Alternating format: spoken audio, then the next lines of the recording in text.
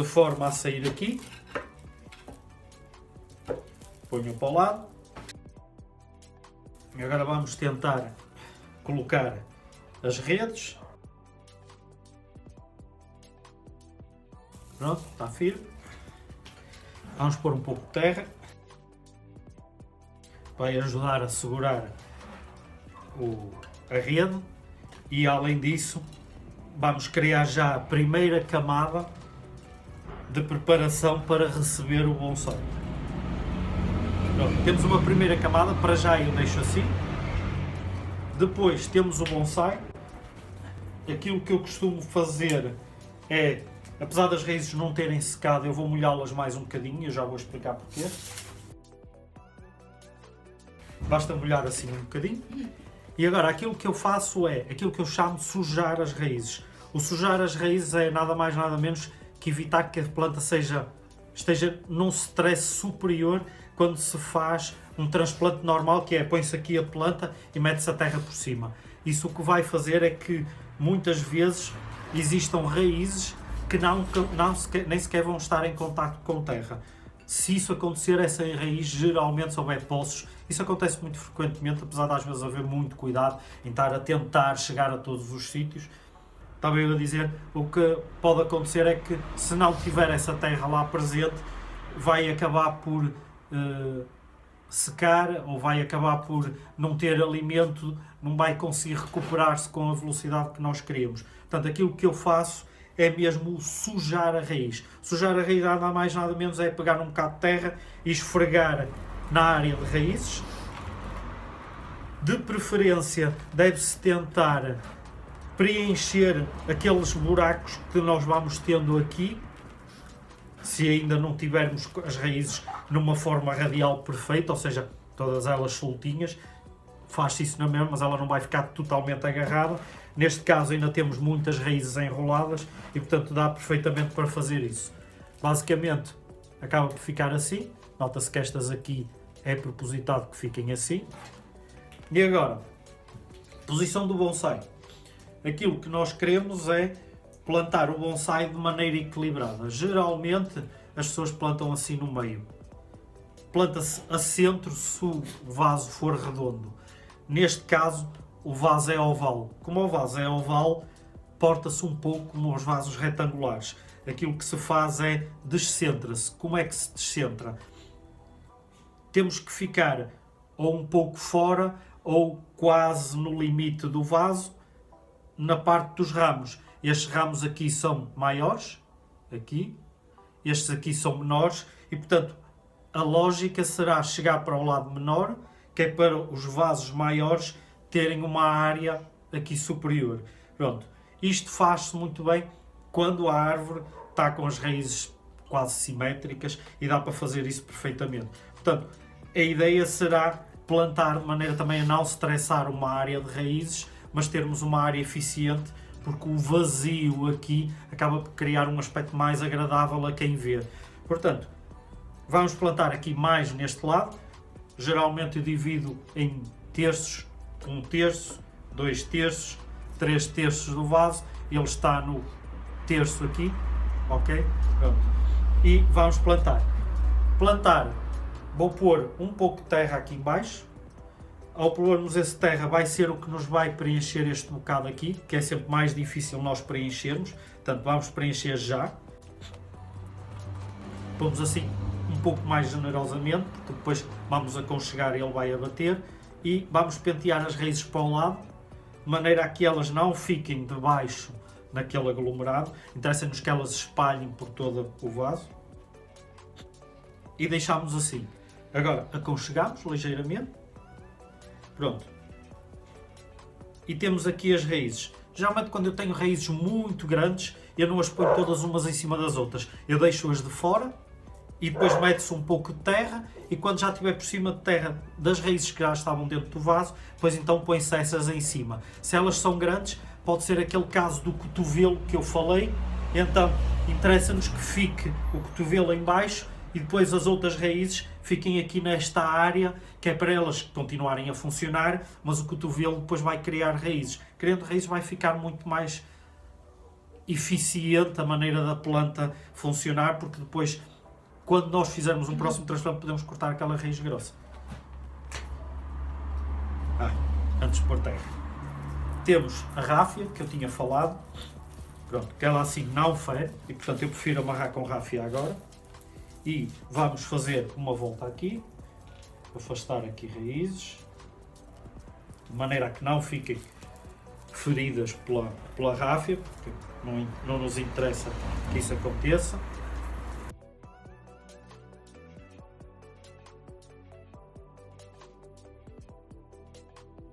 Como eu estava a falar, por causa de transporte, se fosse um vaso pequenino, aquilo que eu faria era amarrar no tronco e passava por baixo e estava resolvido. Num vaso maior, eu prefiro enterrar porque assim fica mais firme e, como se pode ver, passou por aqui e passou por aqui por trás. Pronto. Sobram as duas pontas vamos tirar. Mais uma vez, a vantagem disto é que a ráfia vai apodrecer, daqui por 2, 3 semanas ela começa a ficar muito solta, começa a traçar e em 4 semanas basicamente está podre, desfaz-se e começa a fazer parte do composto e não há stress nenhum para a planta. É um mês é a recuperação da planta. Geralmente é aquele mês em que as pessoas também não põem o fertilizante, portanto está tudo ok. Portanto, vamos cortar só as pontas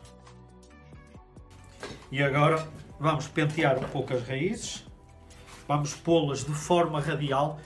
Não nos interessa ter raízes umas em cima das outras, interessa-nos ter as raízes de forma radial, estando o tronco no centro. As raízes devem fazer uma forma raiada para os lados do tronco. Isso vai fazer com que a alimentação seja mais eficiente, vai fazer com que a planta cresça melhor, não há raízes a competir umas com as outras por causa do alimento e quando formos fazer um próximo transplante vamos notar que é muito mais fácil nós soltarmos aquelas raízes que já estavam todas assim umas em cima das outras. Se formos aos poucos espalhando, vamos conseguindo obter aquilo que nós queremos num bonsai saudável, que é muitas raízes e raízes eficientes. Agora vou usar o ashi ou o pauzinho chinês para aconchegar a terra. Devo avisar que não se deve carregar na terra. Muita gente que chega ali e carrega na terra. O que isso vai fazer é com que a terra fique compacta. Se a terra ficar compacta, nós ao regarmos, ficamos com uma superfície de água a tentar penetrar na terra e provavelmente o mais lógico é a água vai acabar pelo bordo do vaso, este por aqui assim, não é? E esta parte às tantas no centro vai acabar por ficar seca, porque a água vai tentar escorregar para o sítio de menor resistência. Se tivermos uma terra não compactada, é mais eficiente regar, ou seja, a planta é mais saudável. Como ainda há muita gente que coloca os bonsai completamente ao sol, a terra não deve estar compactada. Por isso é que resulta mais ou menos bem colocar só a cadama. A cadama só quase é difícil ela compactar, a não ser que seja, o grânulo seja muito pequeno. O facto de colocar bonsai ao sol ou não, já agora posso adiantar que depende dos casos. Há espécies que permitem, há espécies que não permitem. A maior parte das pessoas mete o bonsai ao sol, mas também não vai estar em casa e bastam 15 minutos, meia hora para matar um bonsai que esteja ao sol. Sem 15 minutos a água evaporou, nos próximos 15 minutos o vaso já vai estar tão quente que vai matar as raízes. Se matarmos a parte mais importante, que são as raízes, matamos o bonsai. Não adianta fazermos mais nada. Portanto, a minha política é, enquanto não se estiver habituado a lidar com o bonsai e não puder estar permanentemente à beira do bonsai, esse permanentemente, com alguma lógica, claro, não vale a pena pô-lo ao sol. Muita luminosidade, nada de sol direto. Digamos que o sol dava aqui, eu posso perfeitamente tê-lo numa mesa aqui, tenho luz suficiente, mas não está a dar nem no vaso nem na planta. Ele está a desenvolver, está tudo ok, vou virando, ela vai crescendo, vai se desenvolvendo, vai ficando bonita e não temos stresses. Ao sol temos que ter o cuidado de que o que queima não é a luz do sol, mas são os raios ultravioleta. os raios ultravioleta, infelizmente, estão cada vez mais fortes. Nós aqui em Portugal, no inverno, temos estado a notar isso. Eu tenho algumas plantas que sempre estiveram ao sol, plantas de jardim, e neste momento têm estado a ficar queimadas, porque a camada de ozono está muito fina, existe, mas é muito fina, e como é muito fina, apesar da inclinação do sol não ser assim como no verão, está assim, mesmo assim está a queimar as folhas das plantas, portanto temos que ter algum cuidado com isso. Então vamos continuar o transplante.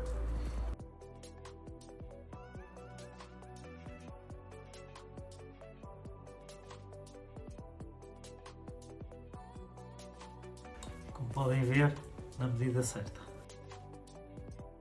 Esta é parte do transplante, assim, e agora vamos torná-lo mais bonito e ao mesmo tempo mais eficiente, porque com a evaporação temos de ter algum cuidado. Se pudermos reparar, esta linha que vem aqui ainda é um bocadinho de ráfia. Não me preocupou muito que ainda se estivesse a ver esta ráfia, porque vamos pôr um musgo. Portanto, vamos aconchegar aqui uma série de musgo, pô-lo bonitinho, não é preciso cobrir totalmente, até porque ele depois vai se espalhar, mas pelo menos colocar na área do bonsai e depois, em termos de estética e funcionalidade, pôr um pouco nesta parte da terra, sem ser preciso ir para as bordinhas, não há problema, desde que a rega seja eficiente, pronto, podemos colocar. O musgo, não podemos chegar aqui pura e simplesmente largá-lo aqui e esperar que ele cresça. Um dos grandes segredos, que pelos vistos ninguém diz aí na internet, mas vê-se em muitos sítios, mas ninguém fala, é que o musgo é uma planta e como planta ela tem que ter as raízes dele em contacto com a terra. Se estiver solto, ele não está com as raízes em contacto com a terra. Muitas delas estão soltas. Portanto, a ideia do musgo é nós chegarmos aqui e carregarmos em partes do musgo, mais ou menos a cada centímetro e meio de espaço, carregar nele em relação à terra, comprimi-lo para a terra. Não fica muito bonito inicialmente, concordo, mas a grande vantagem é que ele está vivo. O musgo que vai ficar mais comprimido provavelmente morre, mas a recuperação do musgo é tão rápida que ninguém vai reparar que vão ficar ali buraquinhos porque a gente teve a carregar. Desde que não estejamos a carregar com algo muito grande, podemos usar o hashi ou um pauzinho mais fininho e carregar e deixá-lo assim mais comprimido. Dá para ver mais ou menos os altinhos de eu estar a empurrar.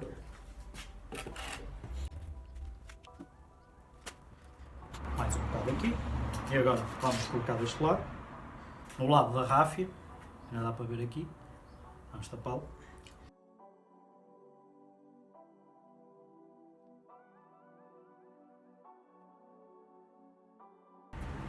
Temos a parte funcional nesta área para proteger a área das raízes e assim. E agora vamos colocar um pouco mais aqui à frente, como eu disse, para além dos efeitos de estética, ajuda a que quando chegar a época mais quente não exista uma evaporação de água tão rápida, e isso acaba por ser positivo porque ajuda na recuperação da planta, porque por muito que digam que a planta recupera no primeiro mês, segundo mês de transplante, não é isso que acontece. A planta vai demorar no mínimo 6 meses a recuperar, e daí que é importante nós termos um processo contínuo de acompanhamento e evitar stresses demasiados de sol a mais, água a mais, sede, aquecimentos, ar condicionados. Temos que ter cuidado com tudo isso. Portanto, neste caso, a ideia será mesmo evitar que exista uma evaporação tão grande. E temos aqui, está com um aspectozinho melhor. Pronto. Agora aqui, a ideia é regar. Agora temos que regar. Rega. Eu não sou contra as pessoas regarem parte de folhas e ramos, mas existe uma coisa. Se está com o bonsai dentro de casa, evite regar ramos e folhas. Isto porque a evaporação da água nos ramos e nas folhas é muito lenta. O que vai acabar por acontecer é que cria fungos. esses fungos começam a atacar a planta e quase certeza que, se reparar, deve ter um fungo preto, um pauzinho branco nas suas folhas. Geralmente, por exemplo, a nível de folhas, a macieira acontece muito. Se molharmos a folha, cria um pó branco. Esse pó branco é o oídio. O oídio é um fungo que ataca internamente a planta e a única forma de a curar é usar um fungicida mais agressivo. O que é que vai acontecer? Esse fungicida vai queimar a planta por dentro, matando o fungo. Se nós pudermos evitar de estarmos a aplicar fungicidas nas plantas, melhor ainda.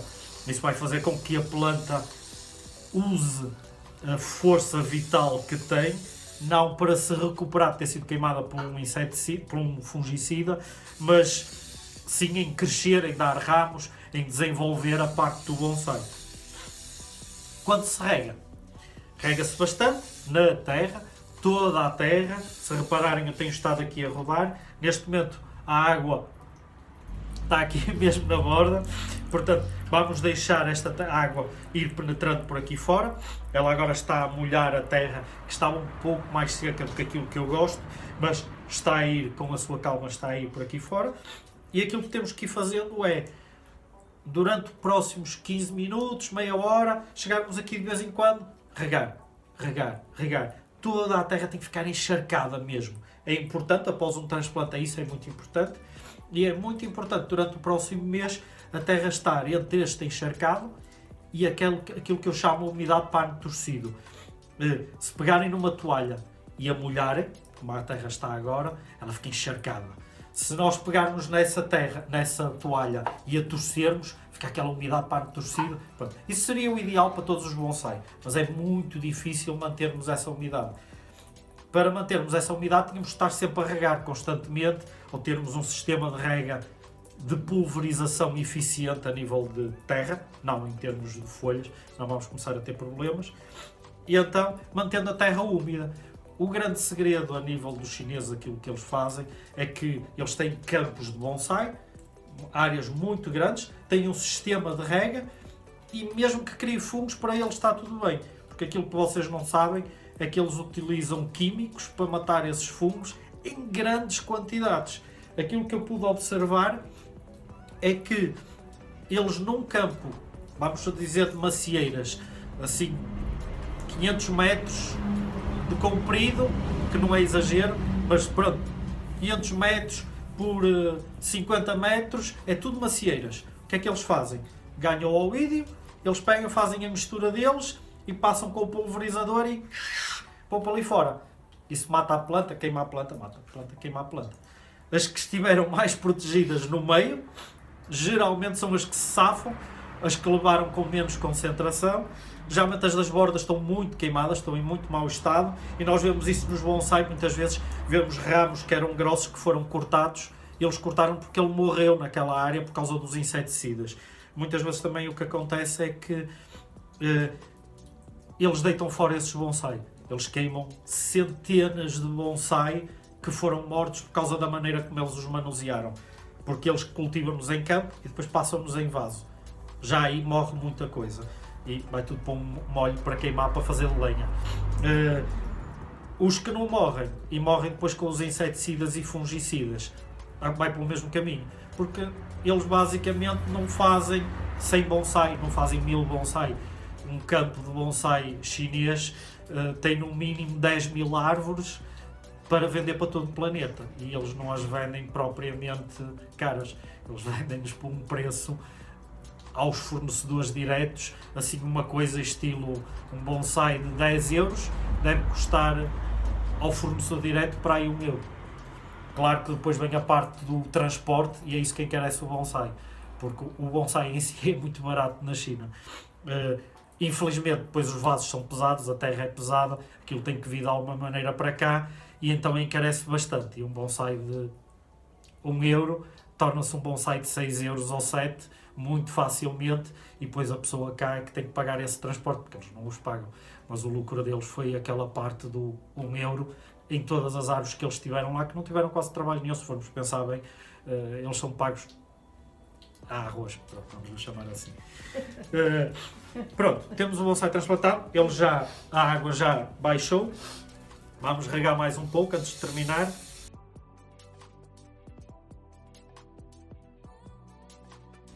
Vamos deixar esta água penetrar.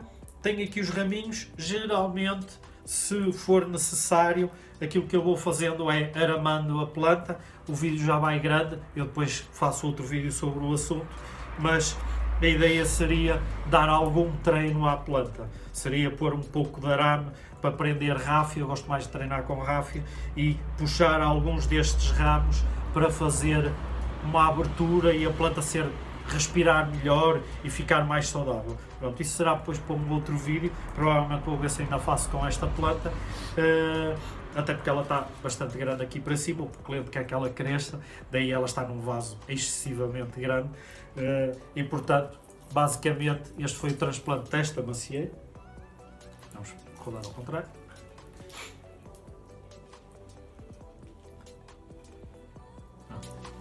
Assim dá para ver melhor.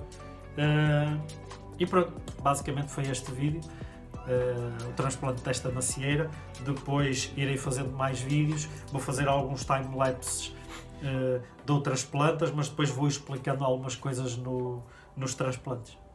Então,